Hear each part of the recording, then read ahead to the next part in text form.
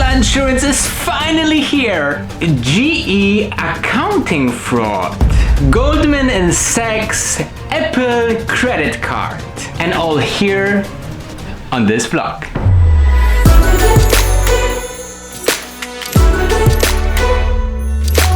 Hello everyone and welcome to another vlog here on the Wolf of Dubai business financial channel, where you get financially educated, breaking news on stocks, finance and business for you to make the best investment decision. So today we are in September, another month to gain from stock market. So today, as every month, we will go into 3 top stocks that I'm into trading. Very interesting because we have 3 totally different stocks. Before we dive into it, make sure to subscribe, ring the bell so you get notified for every new vlog that I'm making almost daily for you guys, because the stock market is always something nice to show and breaking news every day about our favorite businesses. So if you're already here, you made the right choice. So make sure you stay and thumb up the video. Let's go. So first of all, we are diving, of course, in my favorite car vehicle manufacturer, Tesla. Tesla is one of my biggest position in my portfolio, though there's people maybe ask why every month you are promoting Tesla or you are choosing Tesla as one of the top 3 stocks.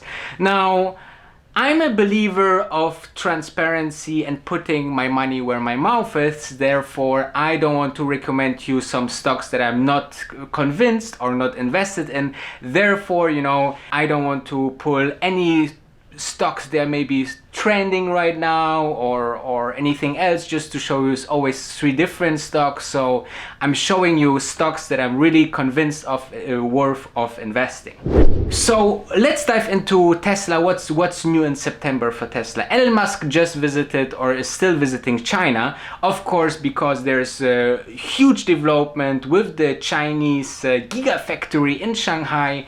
And their progress is just ridiculous. They are building this building so fast that even in the latest debate between Jack Ma and Elon Musk, that I also summarized on this channel, he said it's just outstanding the work that they have done on this manufacturing facility for Asia, for the Asian market. I think Asia and China is the biggest and also most important market for e-vehicles in the future. There's much vehicles producer in China because the demand is just ridiculous.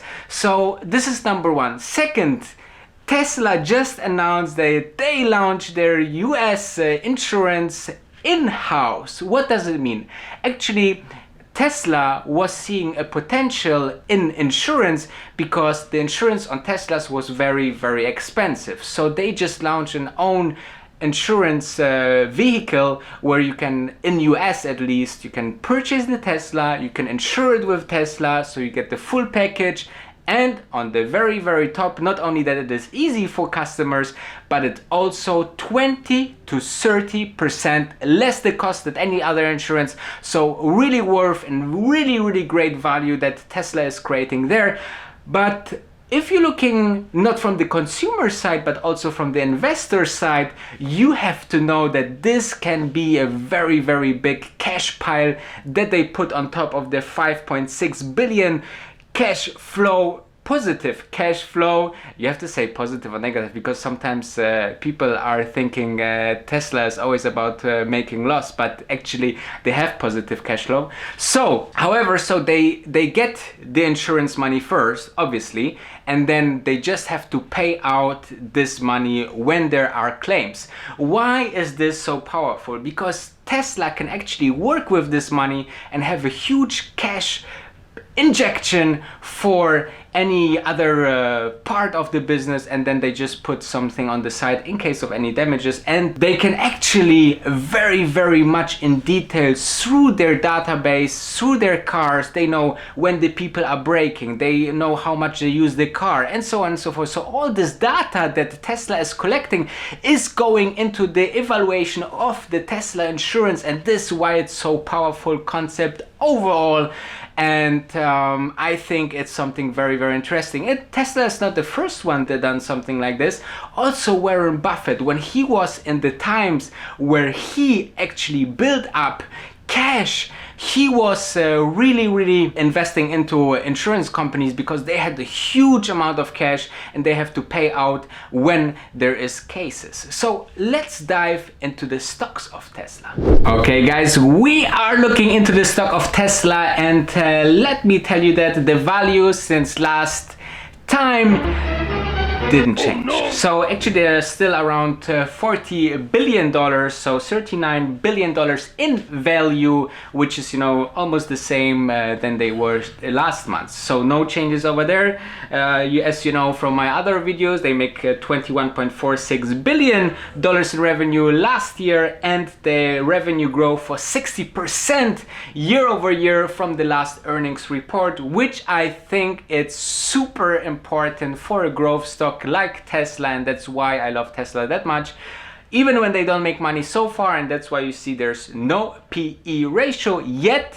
But this stock looks very promising to me because of many things. You can look on my other videos, there's lots and lots of information that you don't find in any other channel on YouTube anywhere. Okay, so the PS ratio is 1.62, and as I said, the big news for September is the insurance in China. And one more thing, this is very important. Also, China announced that the Tesla cars will not be taxed, and I save like 10% tax. So you know there's some turmoil in versus US and China because of the trade war, and Tesla got just some tax exemption, which is very profitable for the company. So you know no other car company yet got the same, so there's a competitive advantage because they are investing in China, and that's what I love about this company. They are looking forward, they are looking to vertically integrate this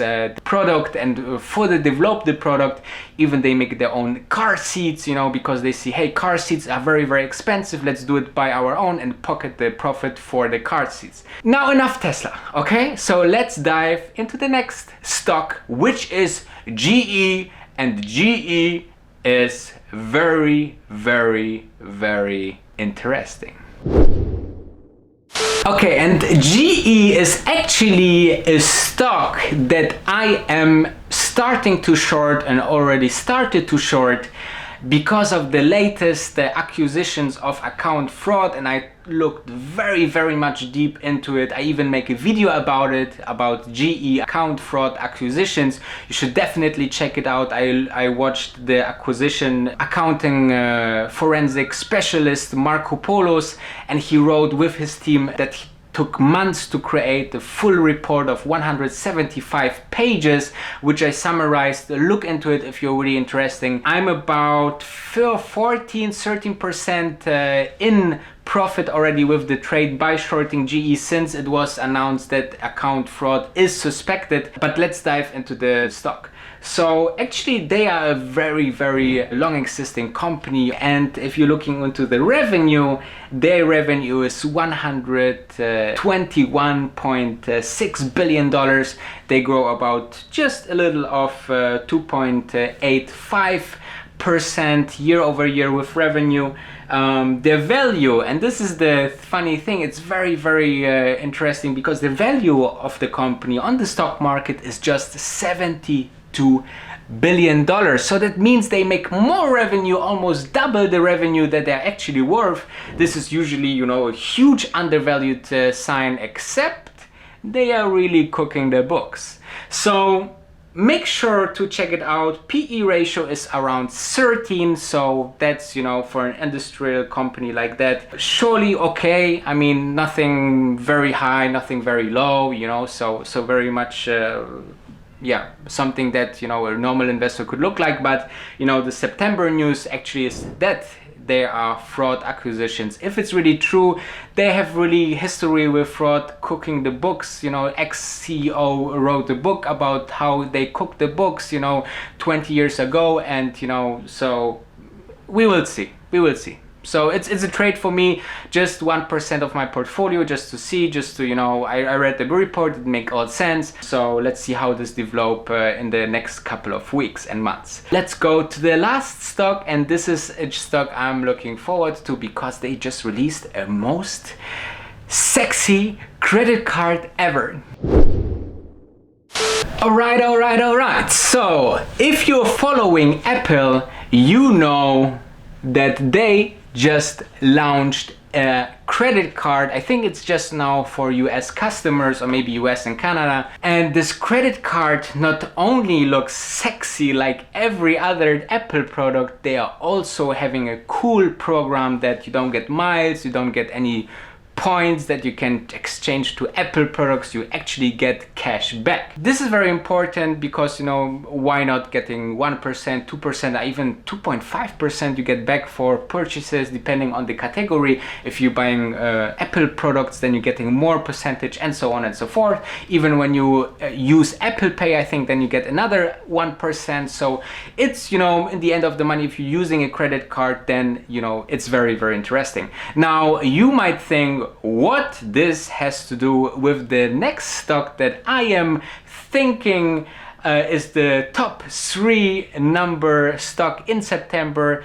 It's Goldman and Sachs. Goldman and Sachs is actually the financial partner of Apple in this, you know, collaboration. You can see the Apple card, which is like super sleek, platinum or aluminum, super nice phrase, super nice design. If you just have it in your hand, you are thinking already you are the next Apple millionaire just by having this card. Whatsoever, they are backing Apple in this project, which I think, you know, this is the first ever move of Goldman and Sachs as an investment bank per se into the consumer market. And I think to choose Apple is a very, very potential endeavor. So we don't know the details of the deal or how this really could impact, but I think, you know, with the database and Apple changing into a service company rather than a hardware company, I think this can be very profitable for Goldman and Sachs. And as you might know, I believe that, and this is apparently what Warren Buffett shares as an opinion with me, I believe that some of these investment banks on Wall Street are very undervalued. Because if you have seen the financial crisis 2018, the US government didn't have any other chance than bail out this kind of companies. They give them billions of dollars just to, you know, make them stand again, because otherwise the whole financial system would not work anymore. And if the US economy falls, then we are screwed, I'm telling you that. So if you're looking into the Goldman and Sachs stock, you actually see revenue of $36 billion revenue growth. It's still, for such an old and well-established company, it's not a growth stock anymore, but a surely interesting, you know, stock to hold for a longer period or for a long-term investment. They just did 12% more revenue in 2018 than 2017, which is, you know, quite interesting. The value is approximately $73.3 billion. Now, if we're taking a look into some ratios, we have a PS ratio of 2.2, which is, you know, still, I would say it's quite acceptable on the lower side. And the PE ratio with 8.5 is also quite interesting.